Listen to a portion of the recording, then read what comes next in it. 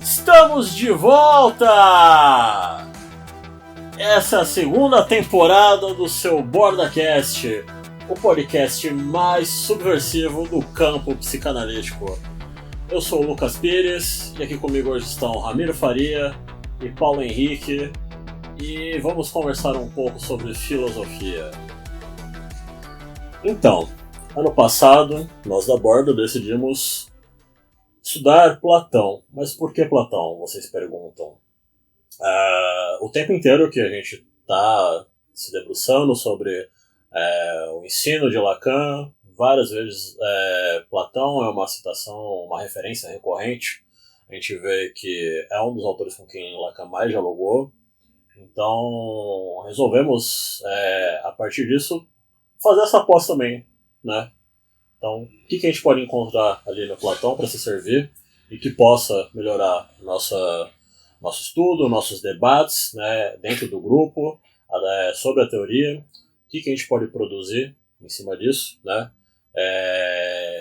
Cabe aqui um parênteses também que isso foi muita influência na produção de alguns artigos da última revista, número 2, né, da Borda Lacaniana.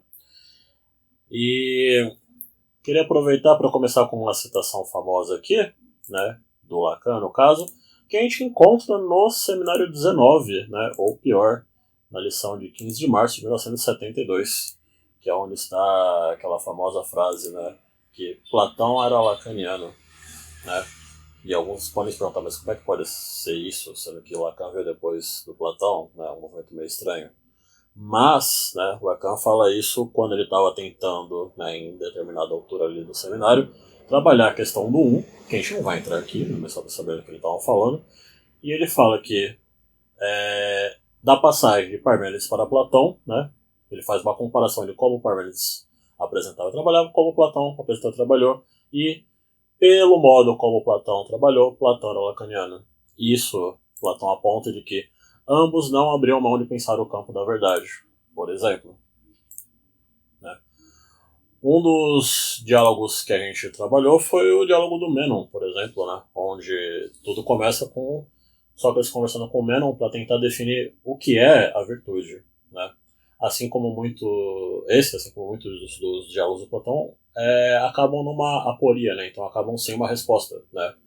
Já dá um spoiler aqui, ele não define o que é virtude, né? Eles não conseguem. Mas, uma coisa muito interessante, que talvez seja o ponto alto ali do diálogo, né? E algo que o Lacan também trabalha muito no Seminário 15, por exemplo, é sobre aquela passagem onde eles tentam discutir sobre o saber, né? Onde estaria o saber de alguma coisa, né? O saber estaria uma certa ideia de alma como algo imortal, como um suporte, e aí você precisaria, por exemplo, rememorar aquilo que foi esquecido, porque já se lembrava, né, em outras vidas, por exemplo. Né?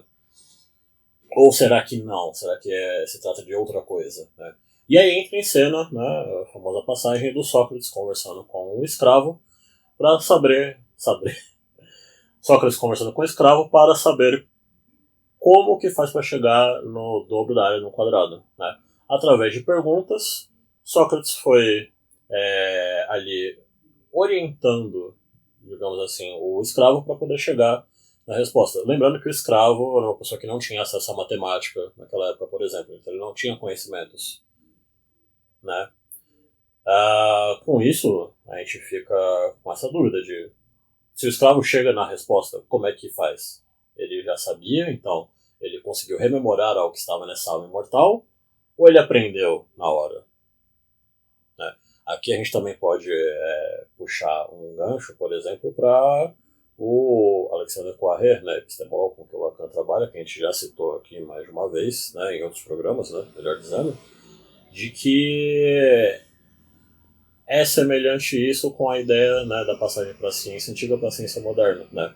Ciência antiga a gente tinha uma posição de um observador, né, que está de fora, né, um viés empirista, que descreve a realidade como se enxerga Já em contrapartida na ciência moderna, a gente teria de fato um observador que está dentro, a teoria que lhe orienta é o que vai fazer surgir os fenômenos com que ele vai trabalhar, e o ponto mais importante aqui, que a gente vai tratar mais à frente aqui no programa de hoje. A realidade é criada através de fórmulas. Isso é importante. Basicamente, do que a gente está conversando aqui nesse ponto, que a gente pode extrair do diálogo do Menon e de como o Lacan foi trabalhando isso bastante no seminário 15, né, do ato analítico, é o Estatuto da Existência. Né? Aqui a gente pode começar a pensar também a diferença de inconsciência entre o inconsciente freudiano, onde as coisas estão na profundeza, né, na profundidade, ou o inconsciente lacaniano, né, que é um saber que não sabe. Se é um saber que não sabe, é um saber que precisa ser criado. E a partir do momento que ele é criado, é como se ele existisse desde sempre. Então vejam, né, aqui a gente tem 2 pontos aqui em cima disso que podemos trabalhar no Menon. Né? Leva sempre junto com o Lacan. Né? Como se transmite isso, né, esse saber? E onde estava isso? 2 pontos aqui, que meus caros camaradas e colegas, né, vão trabalhar aqui. Né? PH, por favor, manda bala aí. Não, pois é, né? Bom dia, boa tarde, boa noite a todos os camaradas aí, né? Então, o Platão, né, barra Sócrates, se debruça sobre algumas questões interessantes em outros diálogos, né, que também talvez interessariam a nós psicanalistas, né? Então, por exemplo, no diálogo do Teteto, a gente vai encontrar lá no início a ideia de que não existe diferença entre opinião e conhecimento, né? Que era um tipo de tese sustentada pelos sofistas, né? Então, nesse diálogo, o Sócrates ele vai examinar essa tese de forma muito minuciosa, né? E por que ele vai fazer isso? Porque o contexto da época apontava para essa questão, né? Os sofistas estavam a todo momento borrando, né, essa distinção entre opinião e conhecimento. E o Sócrates via nessa situação um problema para a própria filosofia. Né? Quer dizer, quais são as consequências para o exercício filosófico, né, para a busca da verdade, quando de repente o conhecimento está no mesmo nível de opinião? Né? O que acontece aí? Né? E aí, já aqui a gente percebe muito claramente a atualidade, vamos dizer assim, quase que desconcertante desse diálogo. Né? Porque basta a gente lembrar que a gente está em um país onde as pessoas falam em terraplanismo, né? Onde as pessoas se posicionam contra vacinas, né? Ou seja, a gente está num ambiente de extremo irracionalismo, onde a opinião vale o mesmo que o conhecimento. Né? No entanto, é importante dizer que essa questão em específico também nos serve para fazer alguns apontamentos sobre o campo psicanalítico. Né? Por quê? Porque no nosso campo a gente também consegue ver esse tipo de procedimento com certa regularidade. Né? Então isso aparece, por exemplo, através da ideia muito repetida de que cada um tem sua leitura. Né? Como se dizer cada um tem a sua leitura te desse, vamos dizer assim, uma espécie de salvo-conduto para falar qualquer coisa sobre psicanálise, né? Para falar qualquer coisa sobre um conceito, sobre uma teoria.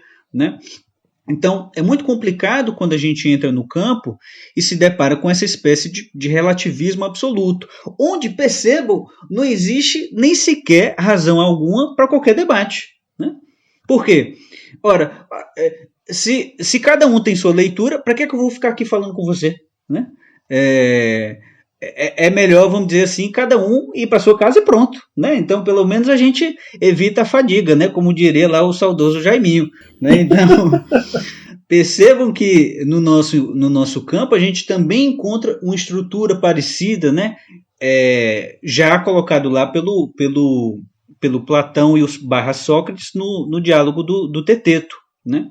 Então, esse é um ponto, né? Mas uma coisa interessante nesse diálogo é que a gente aprende que um dos pilares que sustentam essa confusão entre opinião e conhecimento é a ideia de que, por exemplo, o conhecimento advém da experiência. Né? O conhecimento advém das nossas sensações, né? Ele é fruto da nossa percepção. Né?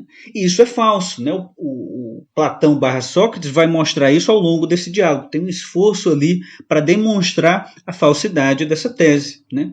E ele vai derrubar isso mediante alguns argumentos. Né? Então, por exemplo, mesmo que a gente encontre 2 objetos iguais na realidade, a gente só vai notá-los como iguais se nós temos previamente um conceito para definir o que é igualdade, né?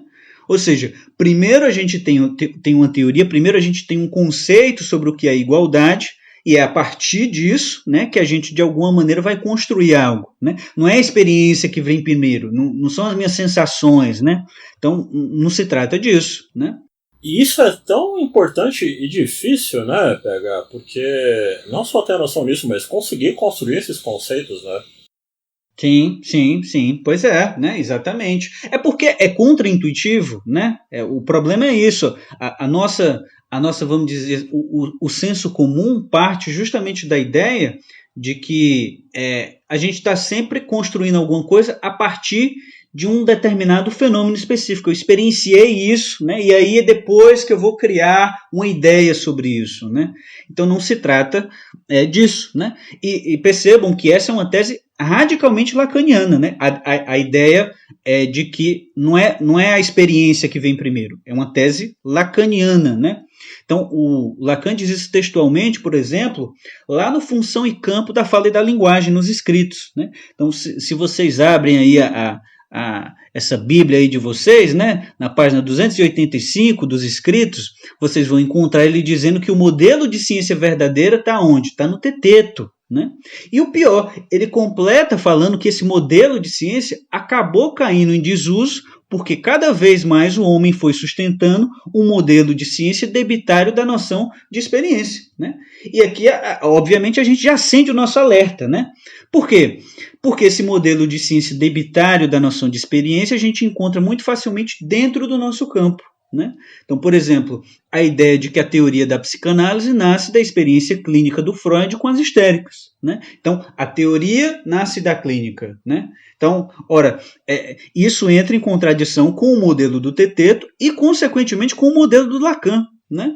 Então, por exemplo, lá no Subversão do Sujeito, que também é um texto dos escritos, na página 809, ele vai dizer que nenhuma ciência pode ter como condição o empirismo, né? Ou seja, eu sempre me aproximo de um fenômeno com uma hipótese, mesmo que eu não esteja consciente dessa hipótese, né? Quer dizer, eu posso até não saber, mas essa teoria está lá orientando o meu olhar, né? Então, particularmente o que é impressionante para mim, né, no que diz respeito à teoria lacaniana, é que ele desde o início já estava ligado nesse debate, né? Então, desde o seminário 1, pessoal, a gente encontra ele tentando desfazer o empirismo do Freud, né? O empirismo que, de alguma maneira, contaminava todo o campo psicanalítico, né? Então, por exemplo, vocês abrem lá o seminário lá do elefante, lá na página 10, o homem vai dizer o seguinte, ó, abre aspas, essa aqui eu vou ler no completinho. Temos de nos aperceber de que não é com a faca que dissecamos, mas com conceitos. Os conceitos têm sua ordem de realidade original, né? Não surgem da experiência, né? Fecha aspas, né? Então, claríssimo para a gente, né? Claríssimo para a gente o quanto, de alguma maneira, o diálogo do Teteto nos serve para sair um pouco da nossa visão, vamos dizer assim, mais imediata, né? Para sair um pouco da nossa percepção mais senso comum sobre os problemas que nos cercam, né? Então, o desafio lacaniano é tirar a psicanálise desse registro da experiência, né? Mas, enfim, já estou me alongando demais aqui, eu queria até passar a palavra aí para o camarada Ramiro aí, né? Porque não falou até agora, tá quietinho aí, né? Rapaz, você vê como é que as coisas são, não? Bom dia aí, boa tarde, boa noite para todo mundo aí que está escutando a gente. Na verdade, antes de eu receber esse lindo passe aí que meu amigo me deu, eu queria primeiramente, inclusive, pontuar sobre o que você disse, PH, porque isso é muito importante, né? Digamos, olhar para algo supondo que você adquire tão somente os dados manifestos daquilo que se manifesta diante de você, né? Não isenta ninguém de ter uma teoria que faça você ver isso, né? Ou seja, outra teoria, né? Ou seja, quando você olha para um fenômeno e você interpreta ele tal qual ele é, né? Você ainda não interpreta ele supostamente como ele é. Então, quando você olha para as manifestações da libido e você fala que essas manifestações representam um instinto gregário de se juntar ou um investimento erótico num objeto X ou num objeto privilegiado Y, né? Ainda que isso tenha todo um suposto alicerce naquilo que se manifesta como tal, né? Isso está inteiramente ancorado em diversas teorias, né? E eu acho que Freud, inclusive, sempre foi o mais honesto em relação a isso, né? Que nunca se isentou de colocar em todos os textos dele todas as referências, aonde que ele foi lá ler, aonde que ele pegou, com qual sociólogo, com qual teórico que estava tudo isso lá, né? Então, a gente vê que, de certa forma, a suposição dessa imediatez, né, de que o fenômeno comunica algo para a gente, que a gente tão somente adquire aquilo, né, é também não só uma certa crença num naturalismo mudo, digo mudo porque ele não precisa nos dizer nada, né, porque ele já acontece e é isso, né? E também num certo conservadorismo, porque, em última instância, se a gente pensa ali em termos um pouco mais políticos, o recuo à natureza é sempre um recuo conservador, né? Eu acho que não é à toa que também Freud se depara com isso, com a pulsão conservadora, a pulsão conservadora como é a pulsão de morte, por exemplo, que é justamente o retorno ao inanimado, né? Enfim, tudo isso para dizer que essa suposição também de que nós lidamos com os dados que nos vêm de maneira pura é uma suposição que talvez não fundamente aquilo que a sustenta, mas há algo que sustenta. A saber, a tese de que as coisas acontecem à revelia do observador, à revelia da teoria que lhes forma, né? Por isso que também a ideia de neutralidade é absurda para Lacan, né? Que era tão cara pro Freud, né? Sim. Porque nada tem a ver com as percepções, mas sim com o que a gente está falando aqui, de que há conceitos por trás. Sim, claramente. O Lacan, ele é muito irônico, me escapa o texto, a gente não tinha planejado falar sobre a neutralidade, né? Mas a gente vai falando, as coisas vão aparecendo, né? Inclusive faz zombaria, mais uma vez, essa neutralidade do analista mudo, do analista que nada precisa falar, de que ele só justamente porque se supõe, né, que alguma coisa ali já está acontecendo, né? Mas repara, a teoria de que algo ali vai acontecer à revelia do meu ato, a saber, o algo é o inconsciente, né, é ainda assim uma teoria específica que está muito bem fundamentada. Você vai lá no Freud, está muito bem fundamentada, muito rigorosamente fundamentada, com todas as bases, todas as fontes. Mas é uma outra teoria, né? Eu acho que essa é aquela passagem. Peço até desculpa. Que é aquela passagem, né, que o Poiré fala, né? A dissolução de um mundo para a colocação de outro, né? Que é justamente uma outra visada, né, do estatuto de existência, né? Que é isso, né? Onde é que está a fórmula onde é que está a gravidade? Né? Um dia Newton sentado observou a maçã cair e fala assim, olha, os corpos caem. Ou ele fez uma teoria e a maçã começou a cair, né? A maçã ela caía ou ela ia para o seu lugar natural, como prescrevia, na verdade, Aristóteles, né? Então, temos todos esses debates, né? E a ciência que interessa Lacan, pois bem, é essa ciência que passa da experiência para pensar na teoria, né? E que a teoria não é o fruto da experiência, mas é aquilo que informa aquilo que a gente está experienciando, né? Bom, mas enfim, né? Seguindo, né, para a parte que de fato eu tinha pensado em comentar, né? Eu sempre achei essa frase muito enigmática, como o Lucas colocou no início, né? De Platão era lacaniano, né? E por diversas vezes a gente retoma essa frase, a gente acha essa frase curiosa, esse anacronismo, né? Isso que o Goldenberg vai ler também como uma desleitura, né? O fato de que Lacan encontra ali elementos que são inteiramente necessários para seu pensamento, né? A ponto de conseguir promover esse encontro inusitado de Platão e Lacan, né? E hoje em dia, né, quanto mais a gente vem trabalhando as nossas coisas, né, tanto pesquisas individuais, mas mais fundamentalmente a nossa pesquisa coletiva da Borda, eu tendo a centrar essa frase, porque são dois pensadores que jamais abriram mão de pensar o campo da verdade. E Lacan ainda mais chocantemente. Digo chocantemente porque a instauração do campo da ciência foi justamente o que removeu a verdade do campo do discurso do objetivo, né? Então, se você pensa água, qual é a verdade da água? A água benta. A água benta é a verdade da água, né? Mas isso não entra no campo da ciência. O que entra no campo da ciência? A sua objetividade. O que é água? H2O. Né?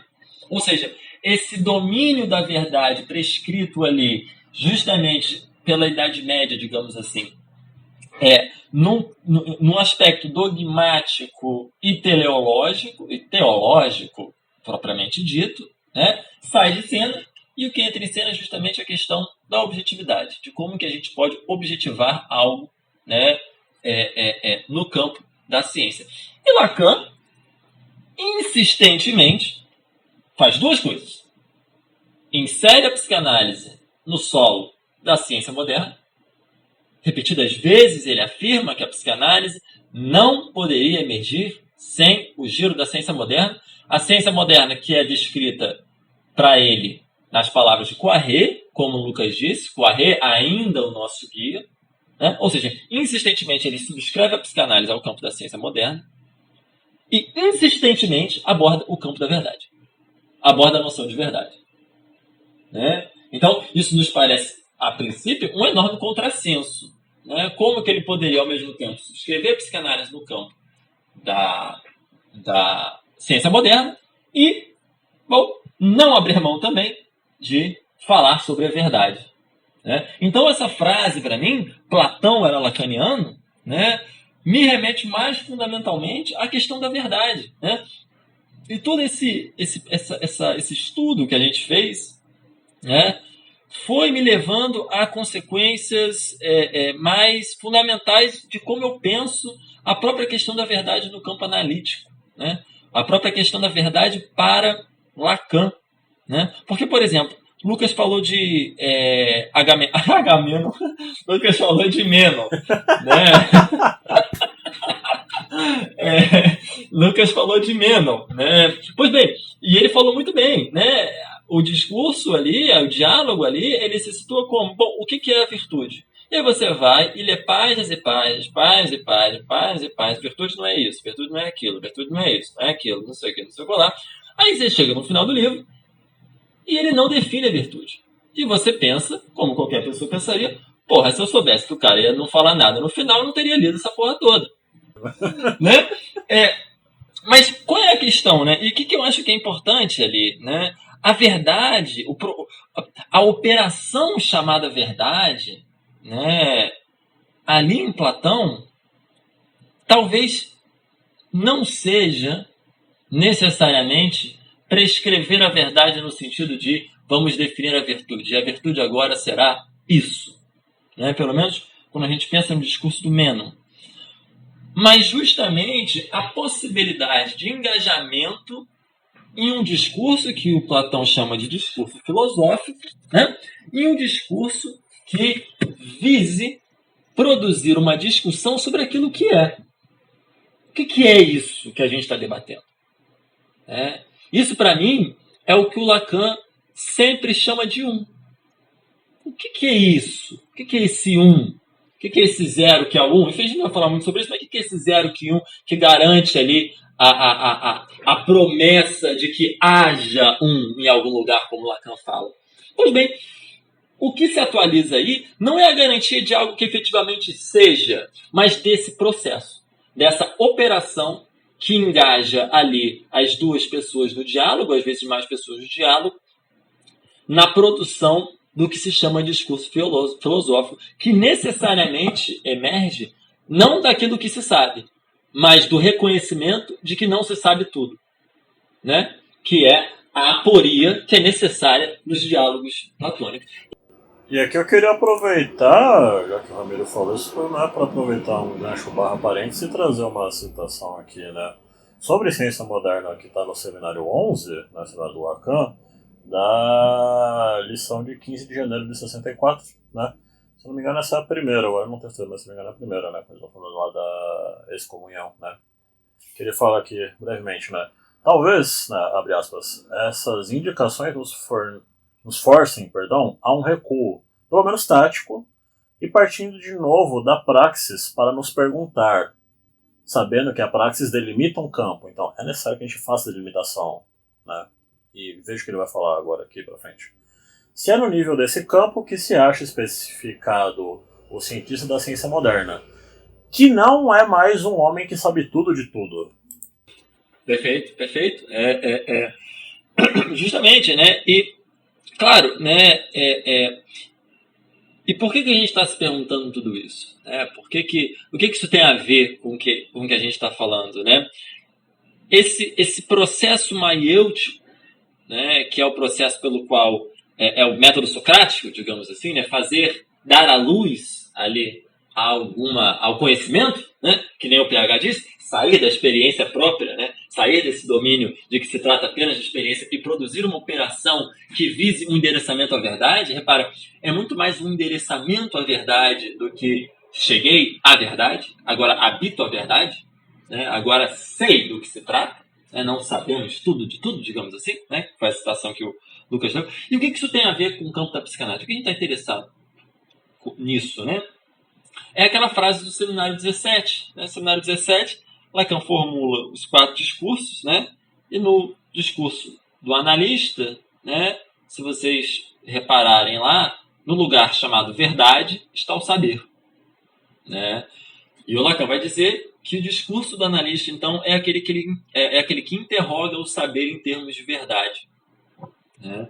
E, novamente, é muito comum no nosso campo, né, devido à pregnância dos termos de experiência, né, que nem o PH colocou, é muito comum no nosso campo a gente ter tudo do sujeito. Né? A verdade do sujeito, o sintoma do sujeito, o gozo do sujeito. Né? Lembrando que, por outro lado, a gente tem Lacan, que o desejo é demanda do outro, que o sintoma é o significado do outro, enfim, a gente tem todas essas coisas. Né? E o que eu acho que é importante, quando Lacan pensa, né, esse investigar o saber em termos de verdade, né, e eu vejo isso cada vez mais assim, no que a gente vai estudando e discutindo, é que, tal qual em Platão, a verdade que interessa a Lacan não é algo específico. Digamos de maneira mais nítida, né, não é o desfecho do drama edípico, a verdade para Lacan. Né? Eu fico pensando isso também, né, no seminário 22, o Lacan ele pergunta se é necessário 4 para fechar o Novo Romeu. Temos o real, o simbólico e imaginário, ele pergunta se 3 baixos precisa de um quarto. Ele fala que Freud introduziu um quarto, né? Uma quarta consistência ali, para fazer com que os 3 se juntem. Né? E essa quarta ele chama, numa das lições, de realidade psíquica, e na segunda ele chama de complexo de Édipo. Né? É por isso que Lacan fala que 3 bastam para ele. E que esse 3, que faz 1, enfim, não vamos entrar nisso, mas esse 3 faz 1, ele joga debaixo do pé de Freud como se fosse uma casca de banana. Né? Ele fala que aí Freud tropeça, ele coloca alguma coisa ali. Né? Ele coloca o complexo de Édipo, ele coloca o drama edípico. Né? Ao passo que investigar o saber em termos de verdade, para ir ali junto com o Lucas no seminário 15, trata-se não de você produzir alguma coisa que seja verdade do sujeito. Chegamos no final de análise, então o sujeito fala, pois bem, é isso que é a minha verdade. Né? Eu me predico dessa forma, isso sou quem eu verdadeiramente sou. Né? Digamos, os desejos escondidos e recalcados e tal. Isso é uma terminologia muito freudiana, não sei se ela é tão lacaniana. Né? Em Lacan eu vejo muito mais no seminário 15, por exemplo, essa operação, isso que eu chamo de operação de verdade, se produzindo justamente fazendo com que esse saber ele mostre a sua inconsistência, ou melhor, que isso que supostamente garante que haja essa verdade, ou seja, que haja um significado do outro, que haja essa consistência última, seja furado, né? Ou seja, tal qual em Platão, que chega numa aporia, mas é apenas chegando nessa aporia que o discurso filosófico e se endereça à verdade é executado, em Lacan, essa verdade é igualmente uma operação que consta, em última instância, nesse giro de que o meu saber, ou aquilo que supostamente me predica, esteja endereçado a um outro que não garante isso também. Ou seja, a verdade, como eu falei até no curso que recentemente eu dei, a verdade ela é o efeito de uma operação no vazio. Né? É por isso que é por isso que a pergunta pelo de Lacan é a pergunta pelo conjunto vazio de Frege. Que o zero ali, quando você pensa um conjunto vazio, você bota um zero barrado, né? E que isso conta um elemento. Né? E eu acho que isso tem toda a relevância em relação a essa pergunta que ele faz do no Seminário 20, isso que ele chama de a enormidade platônica, que é esse né? Mas, enfim, esse é o primeiro ponto que eu queria colocar.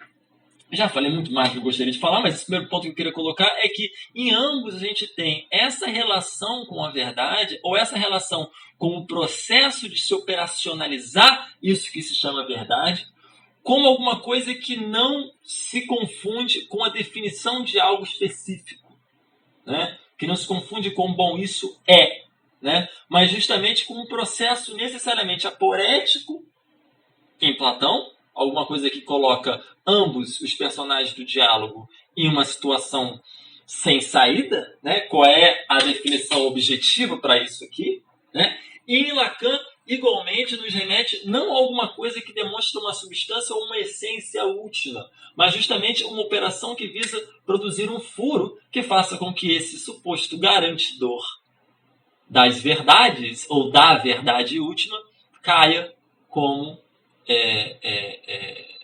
como Deus, né? Como o outro do outro, Deus, né? Algumas coisas que a gente pode pegar aqui do que a gente já falou é isso, né? De que a gente sai de um homem que sabe tudo de tudo, né? O cientista passa para o saber não está em ninguém, não pertence a ninguém, mas sim é um saber que sem autoria senão da ordem simbólica, né? No outro desse lugar que não é um lugar localizável, né? Assim como para os gregos a verdade era um lugar também, né? E que nada mais contrassensual, se é que essa palavra existe, do que ir para uma via individualista quando a gente está trabalhando com uma teoria que as coisas não acontecem sozinha, não acontecem por ação espontânea, quando é necessário ali duas pessoas conversando para que esse processo possa se desencadear, né? Perfeito. E isso entra no outro ponto que eu queria trazer, é que a relação necessária entre verdade e universal, né? Que é um tema muito delicado no nosso campo, né? Porque parece que o universal é isso. O universal é o lugar da forma, né? Se produz o universal e agora então estaremos todos fadados a falar as mesmas coisas sempre e que então essa é a verdade e a verdade vai ser garantida e vai ser repetida e tal, papapá, não sei o quê. Isso que nos remete muito mais ao que um ritornelo religioso, ou justamente o que se chama ladainha, né? Ladainha é justamente essa repetição de fórmulas, né, religiosas, né? Ele está no meio de nós e tudo mais, não sei o quê, né? E eu acho que o universal ele assusta nesse sentido, né? De que parece que é isso, né? Se a gente sai então do campo do singular para o campo do universal, a gente corre o risco de produzir uma psicanálise absolutamente engessada, uma psicanálise absolutamente presa aos seus mantras, né? E aí a gente volta, então... Que não revela o desejo... Perfeito, né? E eu acho que esse medo, ele é justificado pelo que a gente escuta como universal, né, pelo que a gente supõe que seja universal, né? Então, de fato, nada nos constrange mais do que a ideia de que todos temos que falar a mesma coisa, né? Mas que, por outro lado, eu acho que a investigação da verdade, tanto em Platão, quanto no que a gente pensa muito no nosso campo, né? É necessário a gente produzir um descolamento aí, né, sobre essa suposta ideia de que o universal ele deve ser, então, a verdade. Né? E é muito comum isso, né? A gente entrar em certas situações em que a postura de que alguém está se outorgando a verdade, ela se torna muito potente, né? De que alguém estaria ali falando a verdade do que são as coisas e tudo mais. E eu acho que o Platão ele também nos ajuda muito a pensar isso, né? Quando ele pensa essa disjunção, de certa forma, né? Essa oposição, trata-se de uma oposição mesmo, entre o discurso filosófico de um lado, e você vai falar no Gorgias, para quem quiser procurar, a disjunção entre o que ele coloca ali como o discurso filosófico e o que ele coloca como, no momento ali, discurso erístico, que seria, né, na terminologia de Platão, o discurso erístico é esse discurso dos rétores, dos sofistas, né? E ele vai dizer que o discurso do sofismo, da retórica, né, esse discurso que ele chama de erístico, é um litígio. É propriamente dito um litígio. Alguém tem que sair vitorioso em relação a alguém. É por isso que ele vai falar que o discurso retórico é o discurso da persuasão.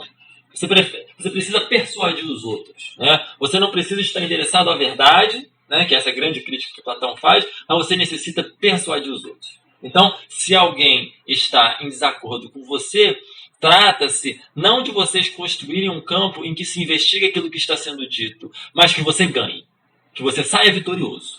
Porque você vai sair vitorioso se você tiver... Gorgias falava, né? Quando eu falo carroça, sai uma carroça de minha boca. Né? Você, ali as palavras, né, o discurso ali, como produtor de realidades, é o que mais vale. Né? Então, ali o que conta se você produz um discurso, né, retórico, oratoriamente, enfim, parece, né? Oratoriamente bonito, né? Você consegue levar ao convencimento alguém e emergir vitorioso de uma certa contenda. Né? É engraçado porque no Gorgias o Platão ele coloca isso direto. Ele fala assim, num discurso sofístico, né, é muito comum que você critique alguma coisa e a pessoa acha que isso é uma acusação direta a ela, de que ela não sabe do que está falando ou de que se trate de uma relação pessoal. Porque justamente no discurso sofístico trata-se de você ganhar de alguém, você precisa ganhar de alguém. Né?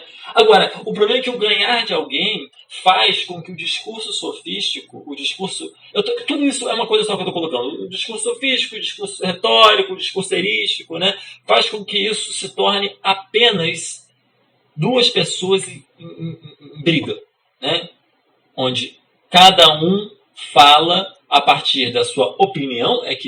É por isso que o Platão vai falar que o discurso retórico não tem utilidade nenhuma, porque ele não visa jamais a verdade, ele visa só essa produção de um convencimento a partir de opiniões minimamente organizadas. Né? E você não sai, então, do âmbito pessoal.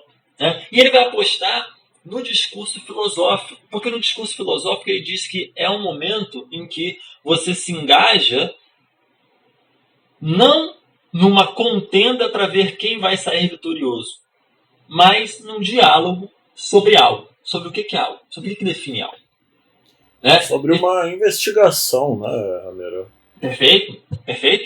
Né? Então, o que está em jogo ali? Né? Está em jogo não a necessidade de que alguém emerja vitorioso, porque, repara, todo diálogo platônico acaba em aporia, nesse sentido. Né? Ninguém sai vitorioso, todo mundo sai entre aspas, né? Esse é um método filosófico, né?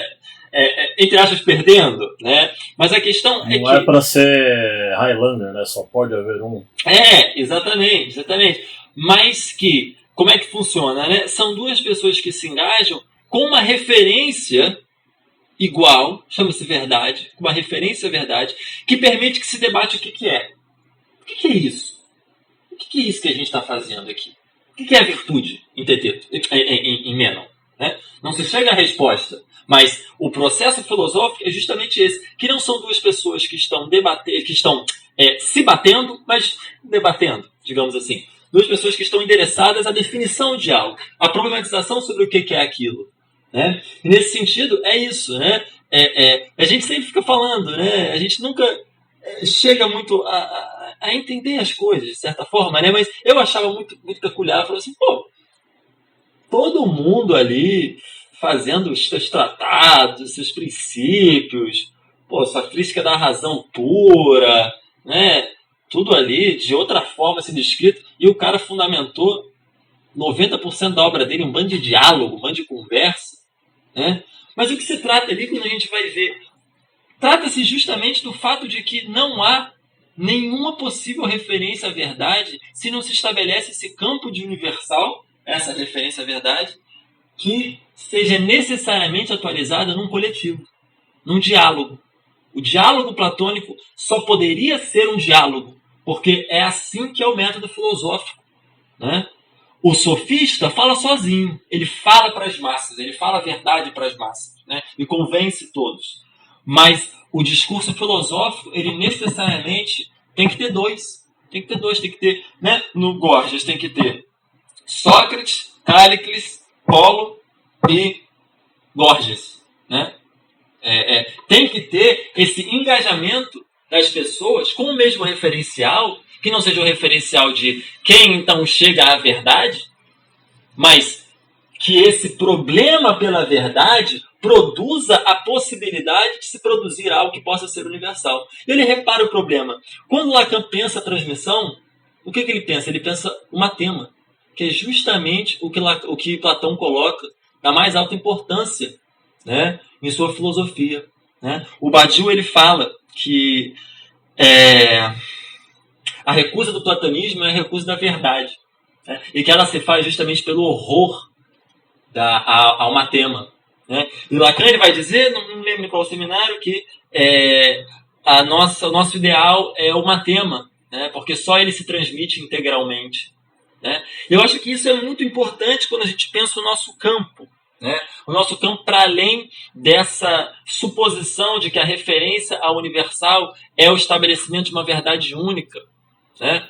Não se trata disso. Que apagaria a experiência de cada um. Sim. Também, né? Como o Pega trouxe. Sim.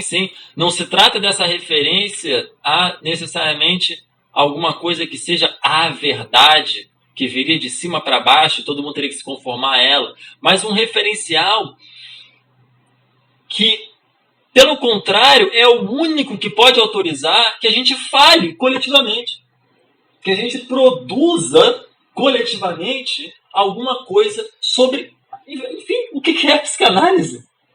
O que é a transmissão da psicanálise? Isso é a pergunta do Teteto também. Como é que se transmite esse saber? Estava lá, não estava lá? Né? Essas são perguntas essenciais. Né? E eu acho que, em Platão, a gente tem esses dois passos fundamentais. Né? Primeiro, não pensar a verdade como alguma coisa que justamente é aquilo que é e pronto. Bom, isso aqui a gente já tem outro problema enorme sobre o que é aquilo que é, mas enfim. Né? E também de pensar que necessariamente para se engajar num processo que produza alguma coisa em relação à verdade, é necessário que esse processo seja coletivo. É necessário que se suponha que não há ali um sei tudo, né? A partir do qual então a gente predicaria o resto das coisas. Né? Mas que o engajamento é o que permite produzir esse endereçamento. Né? Sim. É interessante isso, porque esse referencial, né, como muito bem o camarada Ramiro explanou aí, né, esse referencial é uma condição para que a gente saia justamente desse registro do pessoal. Né? E o mais interessante ainda, né, porque nos diálogos platônicos, a gente, por não estarmos nesse registro do pessoal, né, do singular, do individual, é justamente por não estarmos aí, nesse espaço, que a gente pode dar uma espécie de valor para o fato de sermos refutados. Né? Valor para, vamos dizer assim, essa operação de alguém, né, o nosso interlocutor, nos refutar. Né? Quer dizer, quando o interlocutor me refuta, né, isso não é um problema, né, isso não é uma questão pessoal, né, isso, na verdade, faz parte da própria construção disso que a gente está investigando. Né? Quer dizer, a gente não precisa... Percebam quanto isso também tem a ver com o nosso campo. Né? O quanto isso também a gente encontra com certa regularidade uma dificuldade de se engajar nesse processo de busca por uma espécie de conhecimento. Né? De novo, é um processo que é coletivo, não se faz sozinho. Sim. Não dá pra... Isso, quando eu escutei, não saiu da minha cabeça. Para sermos psicanalistas, é preciso que hajam psicanalistas. Perfeito. E supor que hajam psicanalistas, é necessário supor... Quem garante isso? Isso depende da gente. Uhum. Isso depende de que a gente se reconheça também como psicanalistas. Eu acho que essa referência à verdade, a referência à necessidade de se pensar isso a partir de um universal, né, é a possibilidade de que a gente produza um debate, um questionamento, né, que não seja a partir de eu, Ramiro, falando sobre as coisas de PH ou sobre as coisas de Lucas. Né?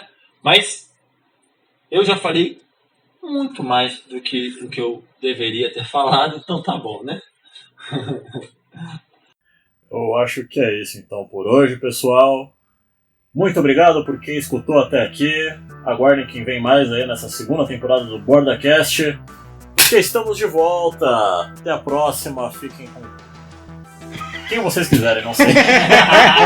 Abraço, boa noite. Valeu. Boa noite. Fiquem com Platão. Valeu. Tchau.